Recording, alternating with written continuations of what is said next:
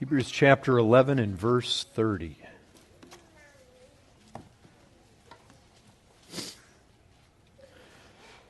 You may be interested to know before I actually start reading the text. I've entitled my sermon,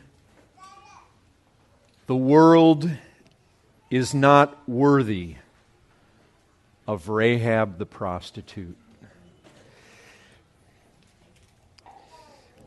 Hebrews 11:30.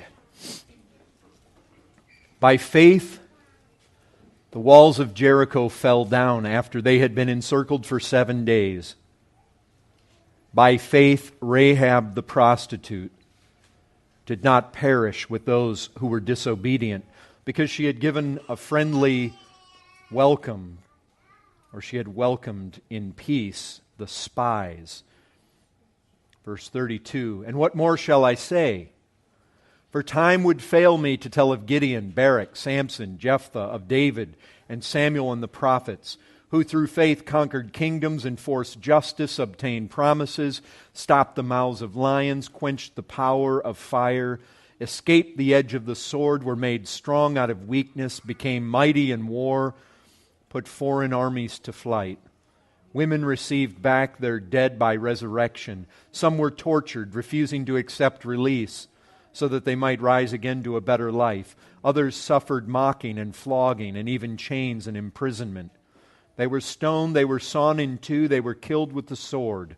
They went about in skins of sheep and goats, destitute, afflicted, mistreated, of whom the world was not worthy, wandering about in deserts and mountains and in dens and caves of the earth. And all these, though commended through their faith, did not receive what was promised, since God had provided something better for us, that apart from us they should not be made perfect." Now, several weeks ago, we specifically considered verse 11. You can let your eyes drift back there just a second. And Sarah's faith. And I pointed out at the time that it's extremely difficult in the original Greek to determine whether the faith spoken of is Sarah's faith or whether it's Abraham's faith. You all remember when we looked at that? And because it's hard to discern, some have conjectured, well, it must obviously be Abraham's faith, because Sarah is thought to be a poor example of faith. She laughed in unbelief when she was told by the Lord that she would have a child. But I showed you, we spent that message, I showed you that that reasoning doesn't fly, because Abraham in another place is shown to have laughed in unbelief. And I showed you that Abraham, even several times not trusting the Lord, unbelief, didn't trust the Lord to protect he and his wife, and so he allowed his wife to be taken away by two pagan kings. Something Sarah, by the way, never did.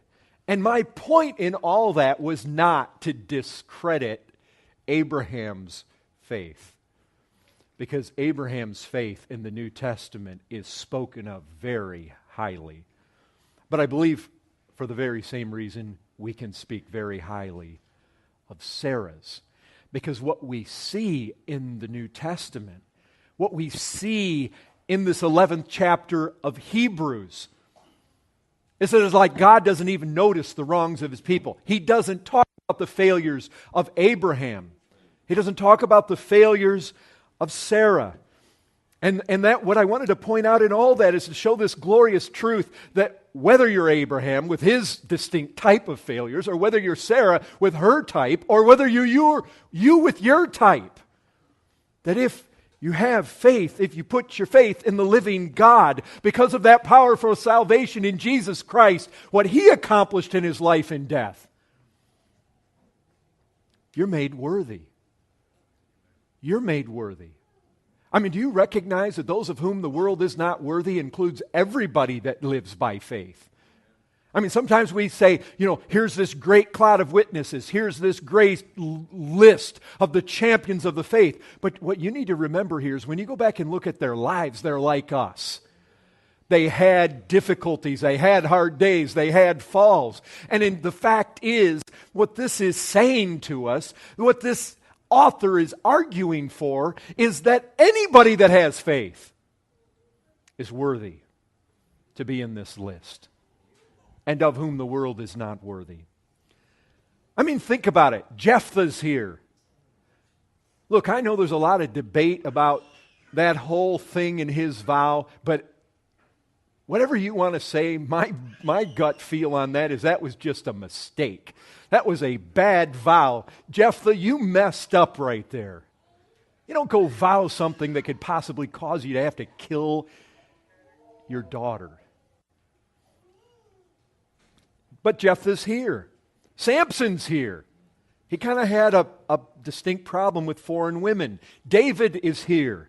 You notice nothing is said about David killing Uriah. Nothing said about Bathsheba here. Nothing at all. Noah's here. Nothing said about him getting drunk. Nothing about Jacob's deceptions.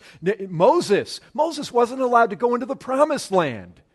Why? He didn't honor the Lord duly in front of the Israelite people, but nothing here is said about that. All these folks are commended for their faith, and their failures and sins are forgotten. They are exalted as those of whom the world was not worthy. I mean, that for us, isn't that just a lovely truth? Glory to the soul. But there's one exception. Verse 31. By faith, Rahab the prostitute. I read and have read many times, and in the course of this study, I've been reading and rereading the book of Hebrews. I have read every single word of Hebrews 11 repeatedly. There is not one single blemish attributed to any of these people at all, with one exception. This is the only negative thing said in the whole chapter. By faith, Rahab the prostitute did not perish with those who were disobedient, because she had given a friendly welcome to the spies. Rahab the prostitute. Now think a second. Rahab has faith. By faith, Rahab has faith. Rahab is a believer. Rahab is saved. Where is Rahab right now? She's in glory. She's in the list. She's forgiven. She's in the cloud of witnesses. She's there alongside Noah and Abraham and Sarah and Jacob and David and Samson. Notice, Samson didn't get called the womanizer. Right? David's not called a murderer here. He's not being labeled as an adulterer. None of that. Why is Rahab singled out for her sin and called a prostitute? And look, the fact is that the author of Hebrews could have easily left it off. We know that because Matthew left it off. Do you know where Matthew mentions Rahab? In the genealogy in chapter 1. You know, a lot of times we often think of Ruth. Who was Ruth's mother-in-law? Naomi. Do you know Ruth's mother-in-law was Rahab? You say, what? Naomi was her mother-in-law by first marriage. Rahab was her mother-in-law by second marriage. She's the mother of Boaz. Isn't that amazing? And Matthew does not believe that this label of depravity was necessary, and yet the author of Hebrews throws it in there. And it's not like we don't know who Rahab is unless that gets attached to her name. Because in the verse right before she's mentioned here, we see Jericho. In the same verse, we see the spies. It's not like we don't know who's being talked about. It's not necessary in order for us to figure out her apart from like some other Rahab. I mean, think with me here. Every Christian in this room, Christians, think about this. You're invited to a great ball. I mean, you know that ritzy kind of deal where people go and they eat and they dance. A ritzy kind of ball. No lost people are invited. Only saved people. And maybe you can picture that in your mind. You come to this great, glorious mansion. You walk in. There's a butler who's heralding the arrival of all the guests. And as you come, he announces you. I mean, can you imagine you come and like you're one of those Roman Christians. Paul called them more than conquerors. You know, they're in Romans 16. Andronicus, he's one of them. Andronicus, more than a conqueror. And he goes in and everybody sees him. I mean, you have Paul and Silas. They're called the men who turn the world upside down. Here they come. Butler announces, Paul and Silas, here are the men that turn the world upside down. David, a man after God's own heart. He's here. Here comes Abraham, the friend of God. And then you walk in, here's John, the womanizer, adulterer, and fornicator. Like, what gives? I mean, these guys have these titles. Now you're going to call me out? I mean, that's the feel I get when I read through this. I mean, I look at that and there's Rahab the harlot, as some of the older translations say. I mean, if you're that person, aren't you saying, well, wait a second, my sins are forgiven too? How come mine are getting dragged out in the public here? I mean, can you feel something of that here? Perhaps. I mean, I thought all of our sins were put away as far as the east is from the west, cast behind his back, cast into the sea. I mean, God remembers them no more. How come mine are getting remembered? And brothers and sisters, you all should be reading your Bibles all the time, and not because it's a duty. Christ said man doesn't live by bread alone. Nobody has to twist your arm to eat. And if you're a saved person, the Spirit of God gives you an appetite for His Word. And you should be reading that Word. But I tell you what, if you're not asking questions of Scripture, you're probably not as going deep as you could. And that's really important. You ought to be asking questions. As you're reading, you ought to be asking why. Why does it say that? Why? You know, God uses the writers of Scripture to persuade us of things, to make us think. Have you ever read that it's the glory of God to conceal a matter? You ought to read that. You ought to take good note of that. You know what that means? That means that God wrote this book in a way that the casual reader is not going to find out what He has for them in that Word. He calls us to dig. He calls us to look. He calls us to seek. He calls us to pray. He calls us. I mean, have you ever heard David? He's asking the Lord, show me. I mean, he wants to see glorious and wonderful things from the Word, and he's asking to be shown. You need to be asking. You need to be digging. You need to be thinking. And one of the ways to do that is asking questions. Lord, why does it say this here? Why that? If you're reading along and something seems unusual, out of place, something bothers you, something doesn't seem right, or you're thinking, if I would have said that, I wouldn't have said it that way. Well, here's your mind over against God's infinite wisdom. You ought to stop and think, why would He say it that way? Because what seems perfect to me is obviously not seeming perfect to Him in the way that this should be expressed. That's a way to get deep, folks. And so when I read this, I think, my mind started thinking. I'm thinking about the author of Hebrews. For one, what's his purpose?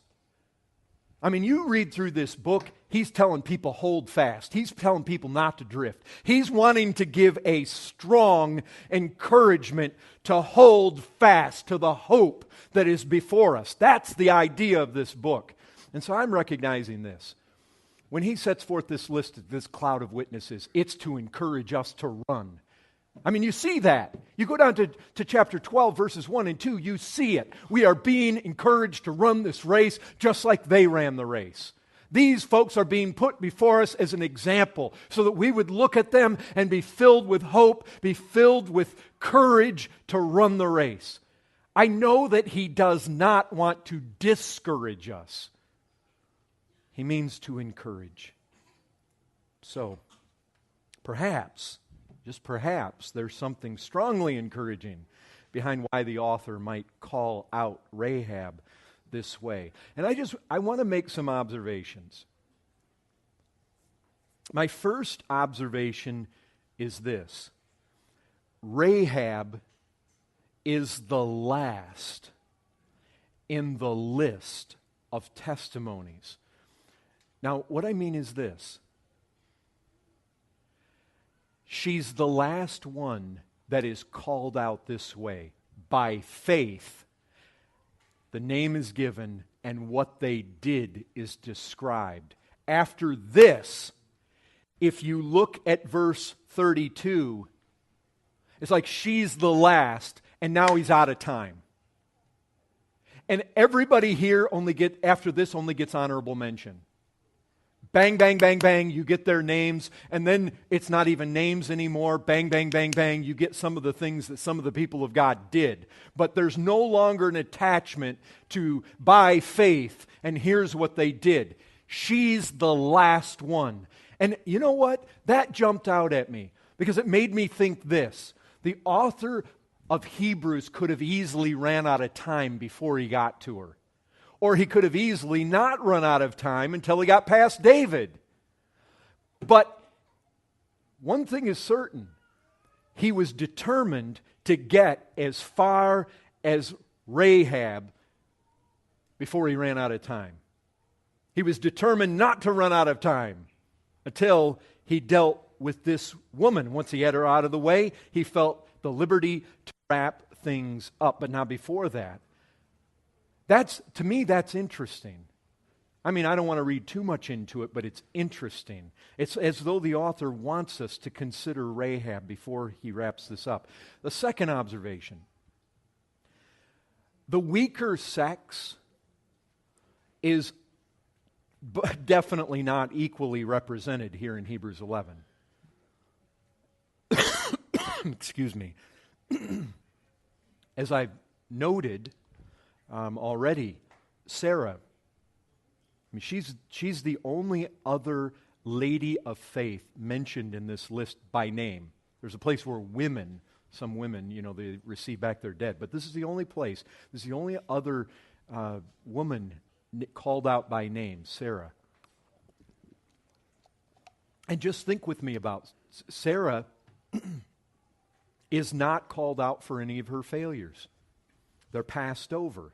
She's just made out to be a champion of faith. Think about this. Sarah means princess. You look at the lexicons, it means princess or noble woman. Do you know what Rahab means?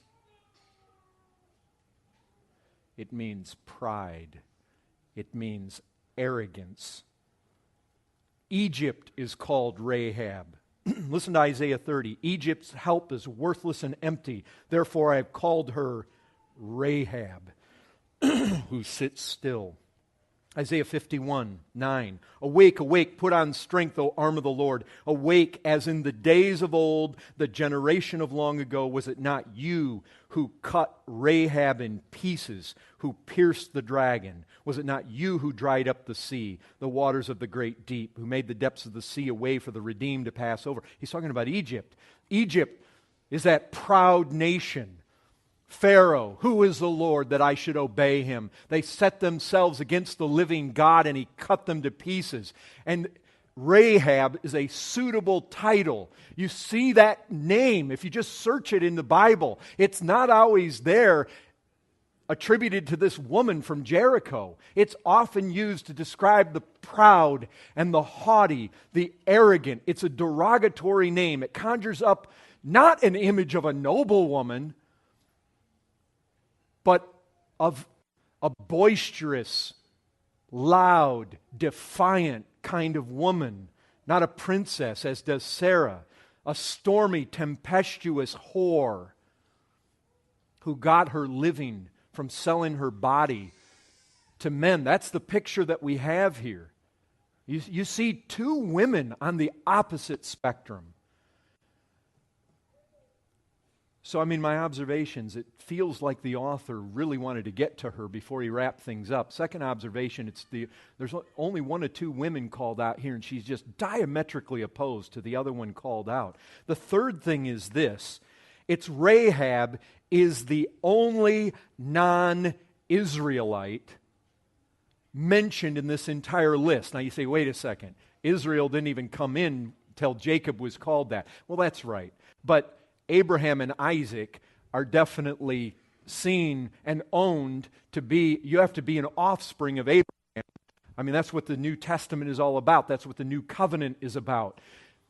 And if you go back before that, the ones listed here, the Abel, the Noah, the Enoch, these are owned as being the people of God by the Jews. They claim them as one of their own. They're not considered to be Gentiles. They're not considered to be pagan. They're considered to be people of God. They're the only one who is of a heathen race, a heathen nation, all the way through here is Rahab. She's the only Gentile, the absolute only one, the only from among the heathen, a pagan.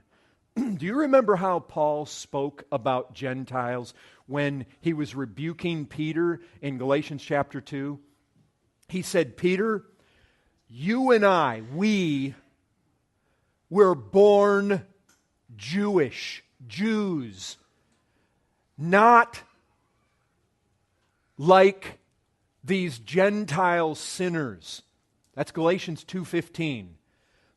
Now that's interesting. He's saying to Peter,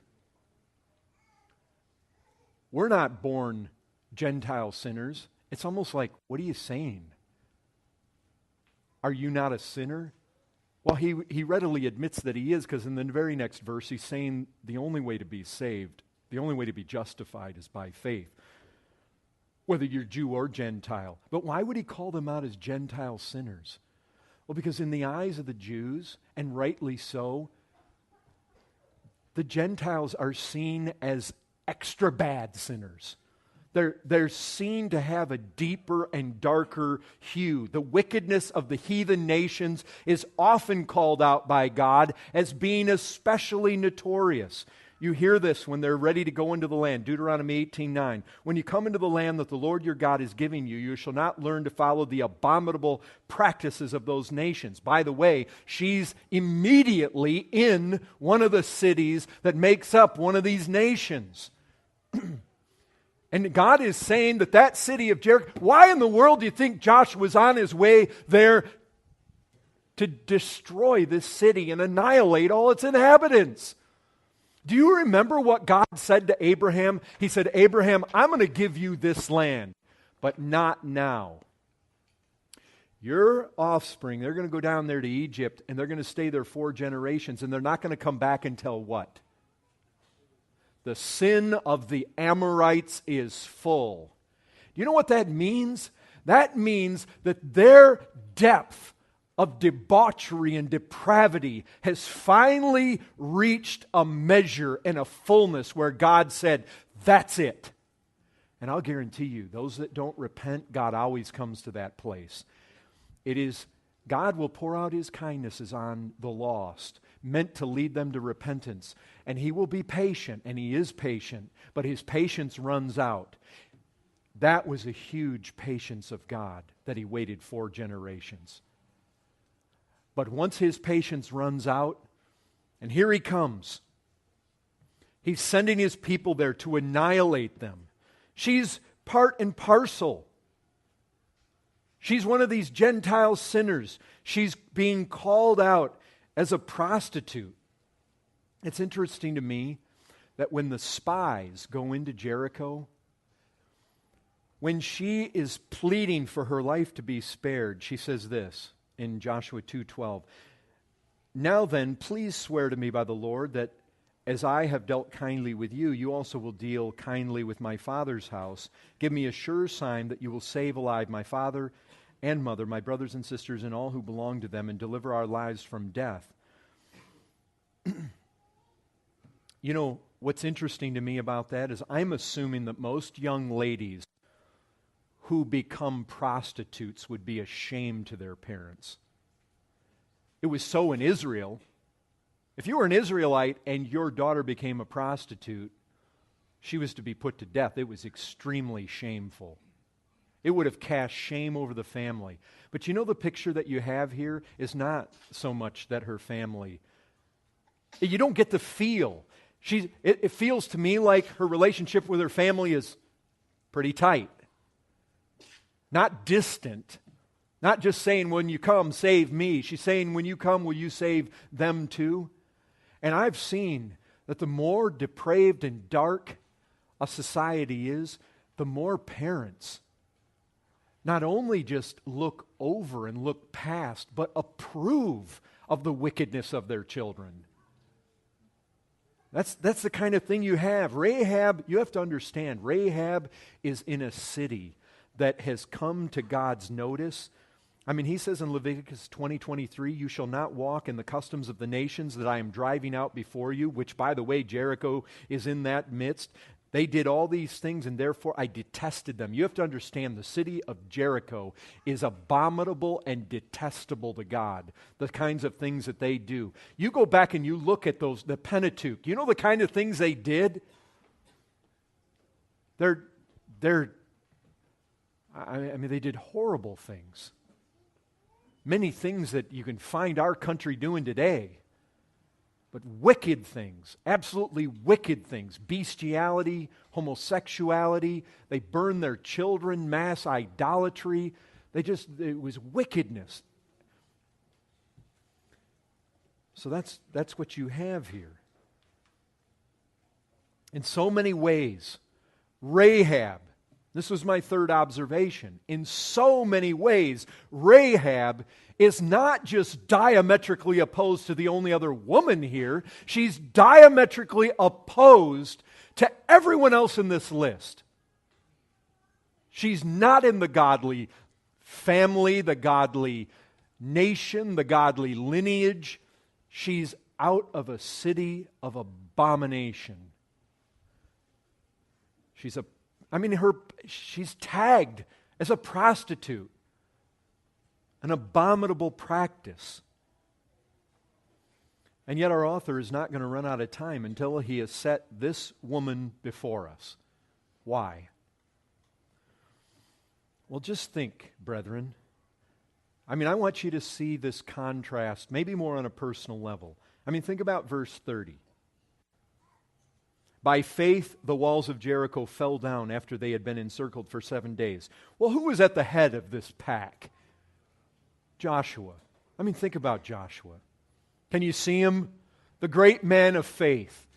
He and Caleb went in with the 10 other spies the first time spies were sent in, not the time they were sent and they visited with Rahab, back when there were 12, one from every tribe, and they were sent in by Moses. He and Caleb were the only faithful ones that came out, putting their trust in the living God and saying, it doesn't matter if we look like grasshoppers compared to the giants in the land, let us go in. He's a noble man. He's a man of faith. He's set forth that way. He's the successor of Moses. Of all the people among Israel, he is chosen out by God. A great leader, a great man of faith. He leads these Israelites to encircle this wicked, abominable city of Jericho. They detest the true God, circling this city where Rahab is hiding out.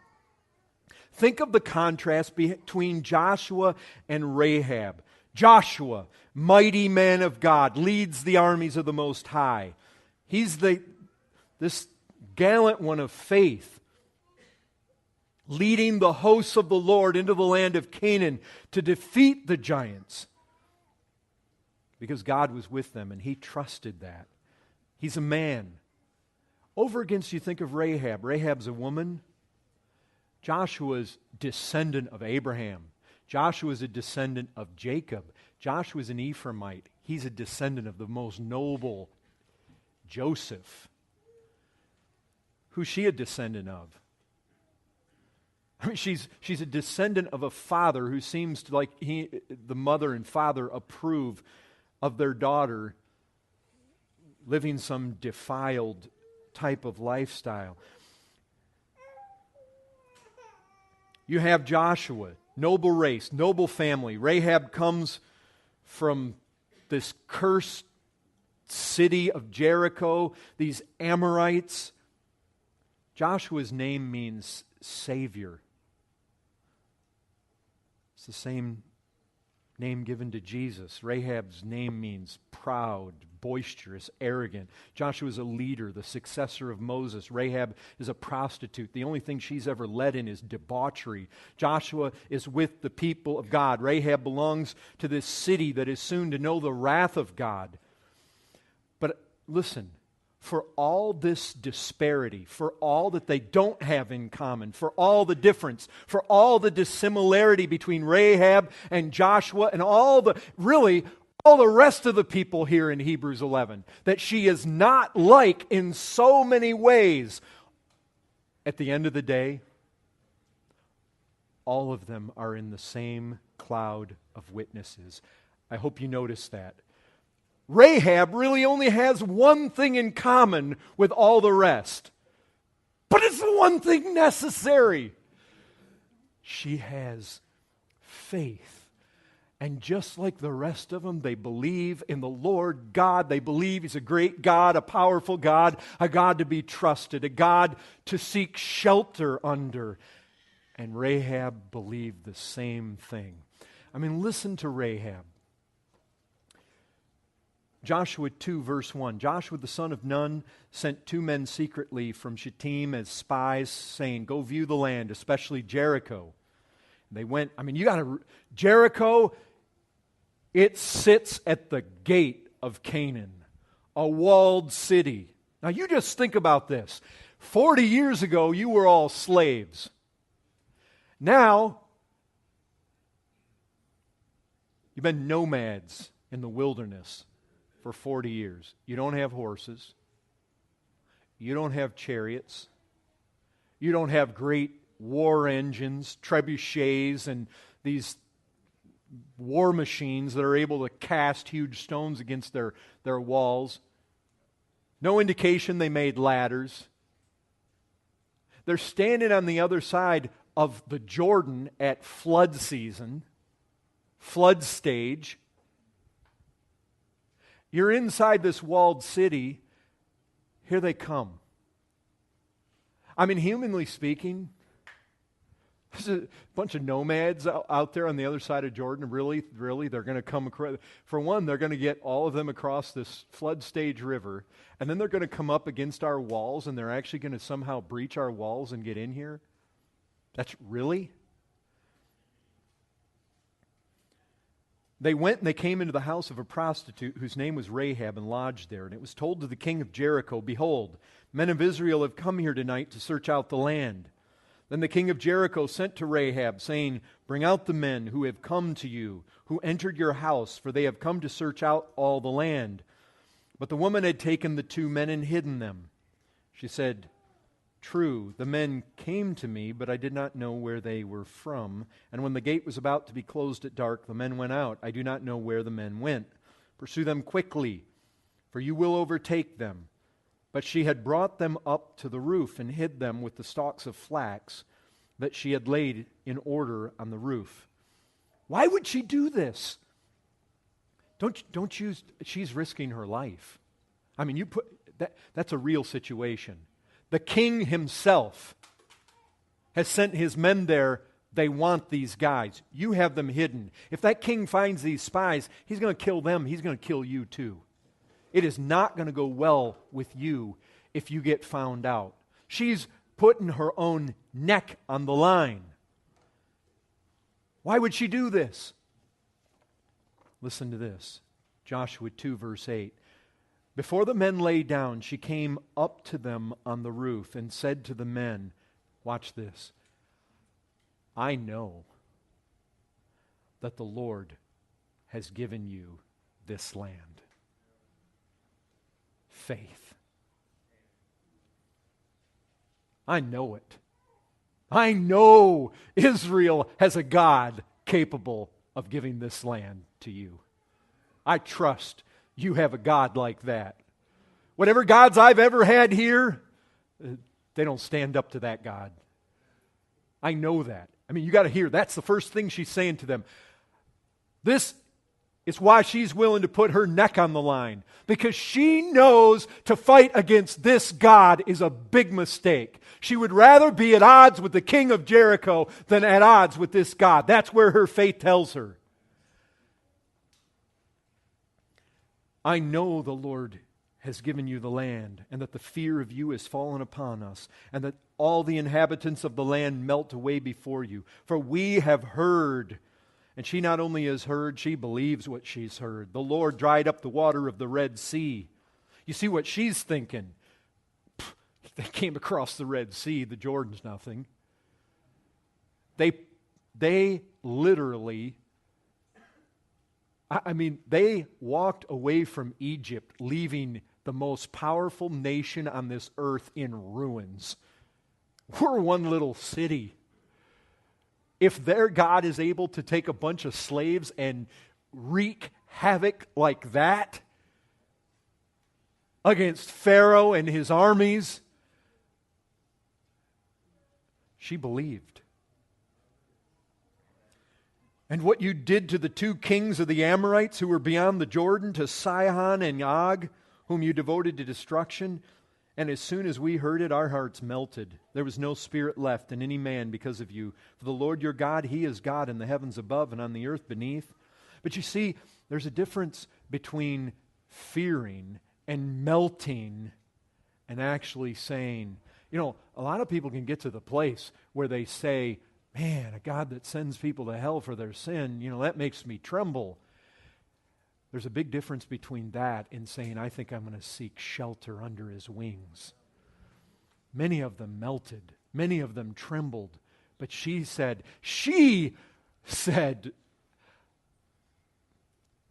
it's in my best interest not to run from this God or to fight against this God. I'm going to seek shelter beneath this God. There was no spirit left in any man because of you. For the Lord your God, He is God in the heavens above and on the earth beneath. Now then, please swear to me by the Lord. You see, she's ready to trust these guys if they'll but swear by this God. As I have dealt kindly with you, you also will deal kindly with my Father's house. And give me a sure sign that you will save alive my father and mother, my brothers and sisters, and all who belong to them, and deliver our lives from it. She is so certain about this God. She's so certain about Him that to have two men swear by His name, that gives her confidence. Rahab staked her life and her future on the fact that what she heard about the Lord was true. That's what saving faith is. That is the gospel.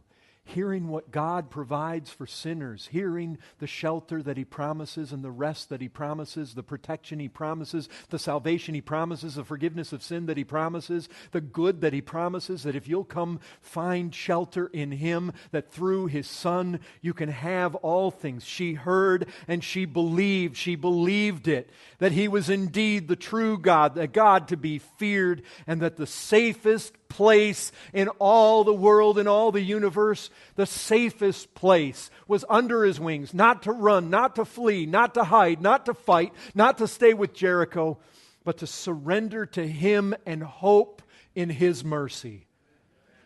And she believed that, right? She not only believed that he was a God who could put down Egypt and Og and Sihon, she believed that he was a God that extended mercy to her if she would go to him for mercy.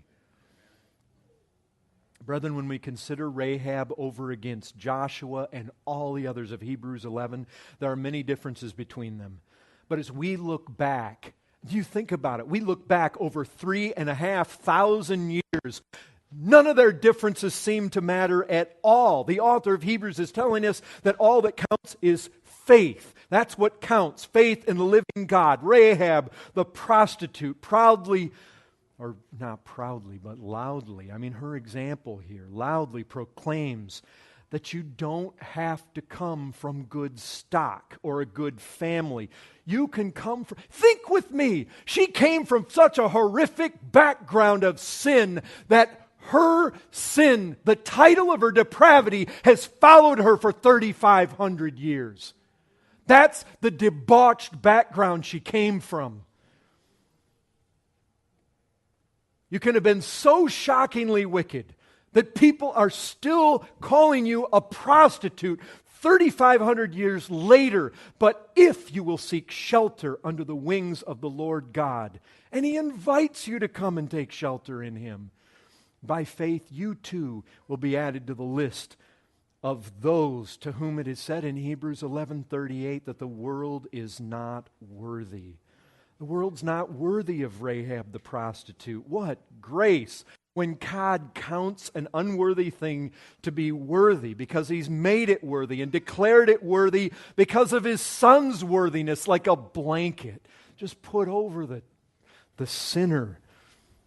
Worthy is the Lamb, indeed. Worthy is the Lamb. And it's His worthiness that makes us worthy. And for all, really think about it, for all those differences, after centuries and centuries and centuries and centuries have passed away, it's like none of those differences matter. There's only one thing that matters. And that's going to be the case when you die. That's going to be the case when you come to stand before God. Only one thing is going to matter. One thing. That you, like Rahab, and we're Gentiles. This book of Hebrews was written to people who seemed like they were headed back to Judaism. And yet here we have something very helpful for all those that don't come from good stock, aren't known to be among the people of God. That this one thing matters. It's just, Rahab the prostitute is just inviting, of whom the world is not worthy. That shows us the hope that the most defiled among us, no matter how you've been known, no matter what title has been attached to your name, no matter how much of a black sheep you are in your family, no matter how you're looked down by others, no matter what you've done, and some of you, I know, we've done some things. There are some in this room that have done abominable things that are just like the practices. And we live in the city of destruction, no different from them. But if we will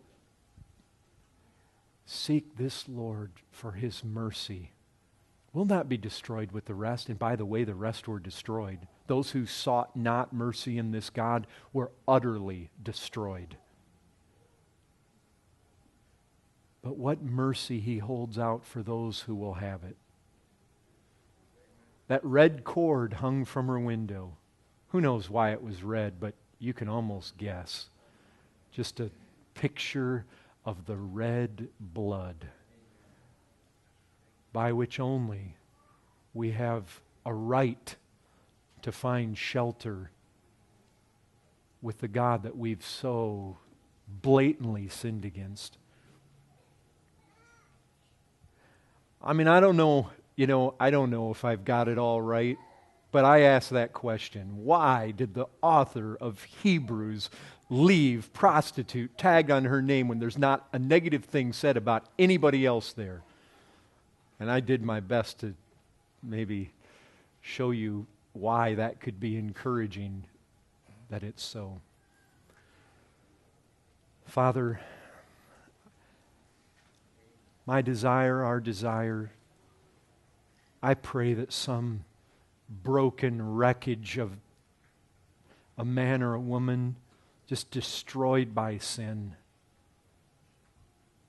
would see that if such a woman as this can find mercy in the living God, she finds herself so different than other people, so many ways and negative ways set apart, not like others. Such a person would find that this God will gladly be their God, should they flee to Him for safety. In Christ's name we pray. Amen.